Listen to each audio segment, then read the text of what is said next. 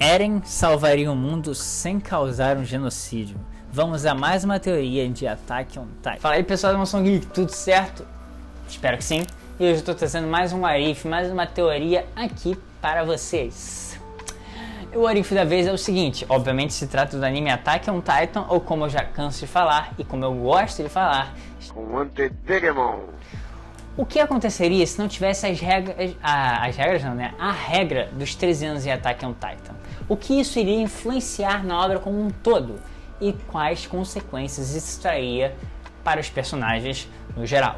Dito isso, vamos à teoria, analisar peça por peça e chegar a uma conclusão. Pessoal, afinal, o que é essa regra dos 13 que tanto falam? Não é nenhuma regra relacionada ao PT. Piadocas, enfim. O que é a regra dos 13 anos de Attack on Titan? Em Shingeki no Kyojin, como eu gosto de falar. É uma regra que diz que o usuário de Titã Primordial, sei lá, um usuário de Titã Blindado de Titã de Ataque, morreria após ele usar o Titã durante 13 anos, durante sua vida, no caso. Tá entendendo? Espero que sim. Continuando. Mas por que dessa maldição? Por que essa coisa existe? Por que essa regra existe? Qual é a condição para que isso existisse? Aqui vai uma crítica de um fã antigo, de um cavalo velho de Shingeki no Kyojin. Dentre tantas coisas que é muito bem explicada, que são muito bem explicadas, muito bem elaboradas, muito bem estruturadas, acredito que a regra dos 13, em questão de explicação, questão de elaboração e de clareza, deixou a desejar. Por quê? Não explicaram assim tão bem, eu acho que só jogaram isso pra gente. E a conclusão que a gente tira é a seguinte: por que existe essa regra? Quando a Irme antiga, primordial, existiu, quando a Irme estava em evidência, enfim, ela morreu 13 anos após ela adquirir o poder. E pela lógica, ninguém deveria viver mais do que a Titã primordial, do que a Titã fundadora. Mas se essa regra não existisse, muita coisa iria mudar em Shingeki no Kyojin, como por exemplo as atitudes de Eren Yeager, porque como vocês lembram, ele foi muito radical, muito intenso nas suas atitudes, muito por conta dele estar ficando sem o quê? Sem tempo.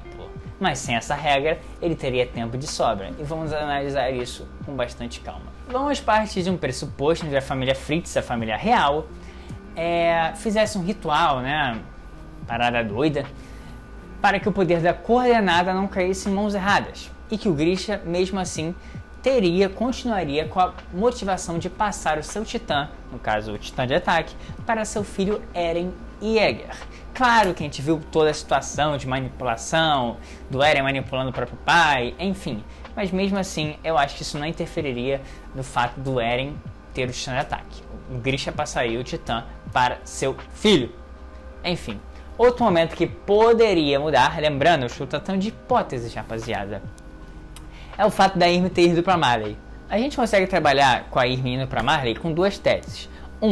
Ela estava ficando sem tempo, então como aqui na nossa teoria a regra não existe, isso não existe mais. E a outra é que ela se sentia culpada por ter matado Marcel, o irmão do Galliard, o amigo do Reiner, o amigo do Bertoldo, o amigo do Annie, enfim.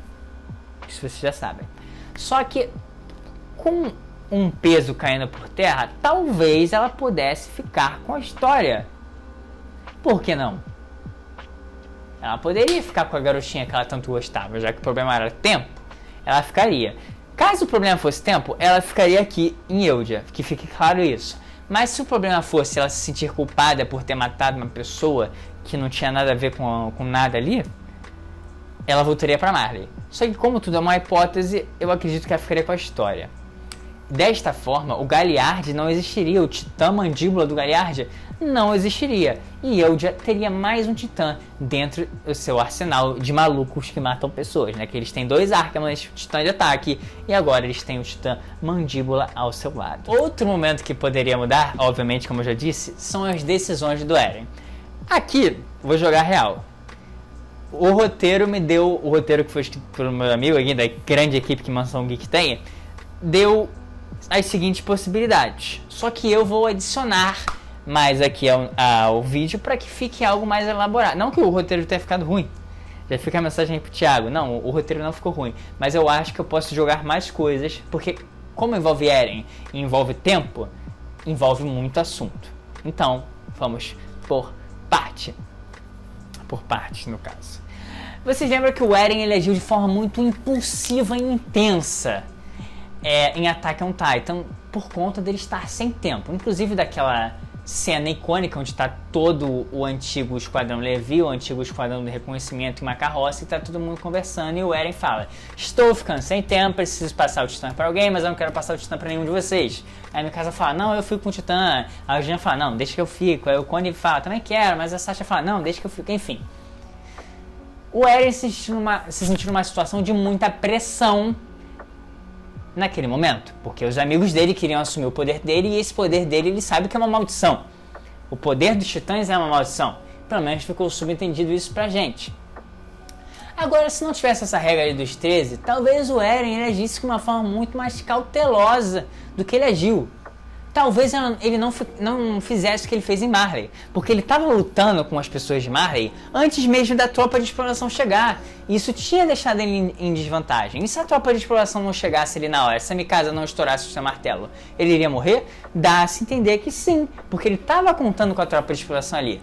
Mas se ele agisse com mais cautela, se ele fosse mais a fundo, se ele investigasse mais, talvez ele até arrancasse mais informações do que ele precisava, e talvez até mesmo a tropa de exploração não precisasse fazer aquele furdunço que fizeram lá em Marley. Tudo bem, que além do Eren querer fazer o estrondo, ele queria se vingar de Marley, e ele queria destruir tudo.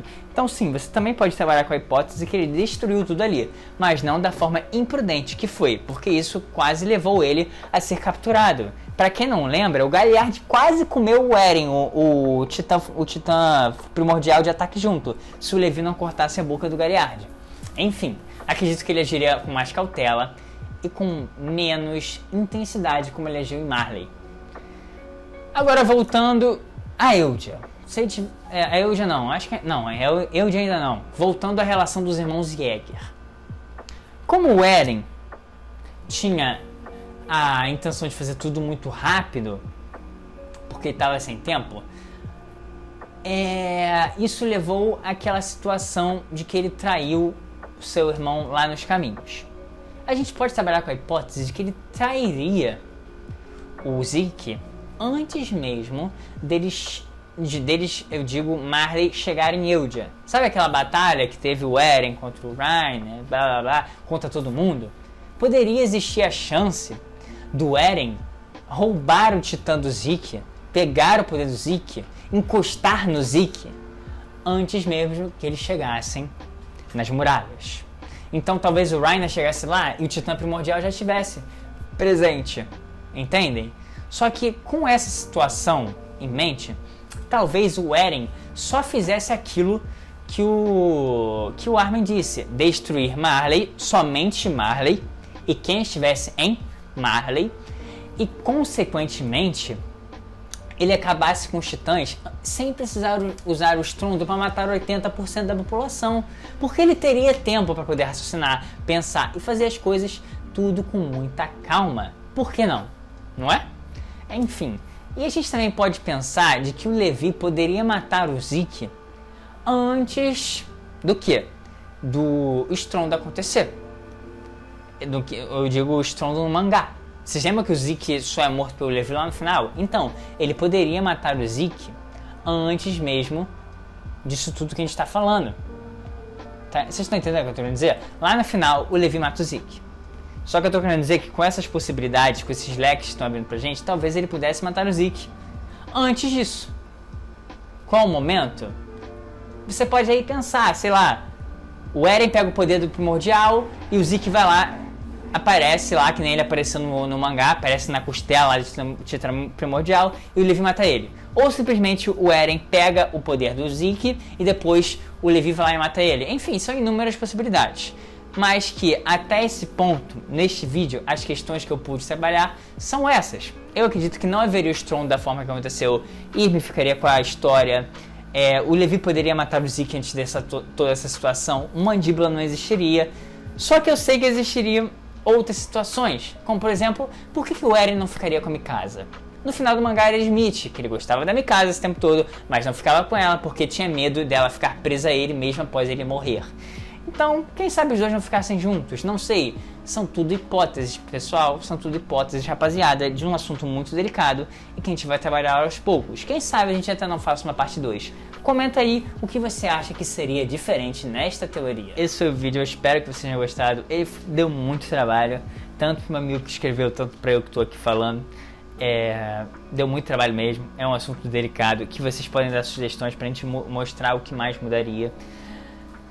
Mas enfim, não vou me enrolar muito, esse foi o vídeo, espero que vocês tenham gostado. Se vocês gostaram, deixa o like, se inscreve, comenta a sua opinião porque ela é muito relevante e segue a gente nas redes sociais. No mais mesmo, é isso e até o próximo vídeo e fui!